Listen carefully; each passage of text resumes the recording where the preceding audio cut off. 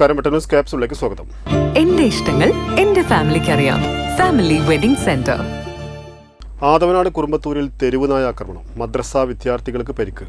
തിങ്കളാഴ്ച രാവിലെ 6:30 സംഭവം. പരിക്കേറ്റവരെ തിരൂർ ജില്ലാ ആശുപത്രിയിൽ പ്രവേശിപ്പിച്ചു. ആദവനാട് കുറുമ്പത്തൂർ യത്തീംഖാന പരിസരത്ത് തിങ്കളാഴ്ച രാവിലെ 6:30 സംഭവം. കുറുമ്പത്തൂർ മഹല്ല് മദ്രസയിലേക്ക് പോകുമ്പോഴാണ് കൊളക്കാട്ടിൽ ഫൈസലിന്റെ മകൻ ഫസീം റഹ്മാനും മുളക്കത്തടവിൽ അബ്ദുൽ മജീദിന്റെ മകൻ മുഹമ്മദ് ഫായിസിനും തെരുവുനായയുടെ കടിയേറ്റത്.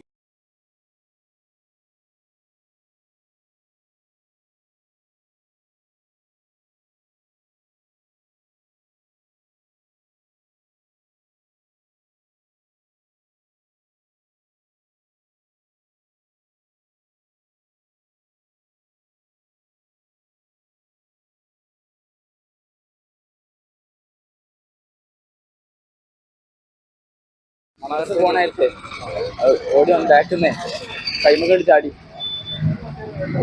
ഒരു 6:15 കഴിഞ്ഞോ. കൂടെ കുട്ടികളൊക്കെ ഉണ്ടായിരുന്നു. പിന്നെ പിന്നെ വീഴ പുറത്തുനിന്ന് വേറെ കാക്കാൻ വണ്ടി വന്ന് നായി കടിക്കാണ്ടപ്പോ. കാട്ടിലങ്ങാടി സ്വദേശിനി കാരങ്ങത്ത് കുളങ്ങര മൈമൂന എന്ന 60-കാരിയെയും തെരുവുനായ ആക്രമിച്ചു. മൈമൂനയ്ക്ക് കയ്യിനും കാലിനും ഗുരുതരമായി പരിക്കേറ്റു.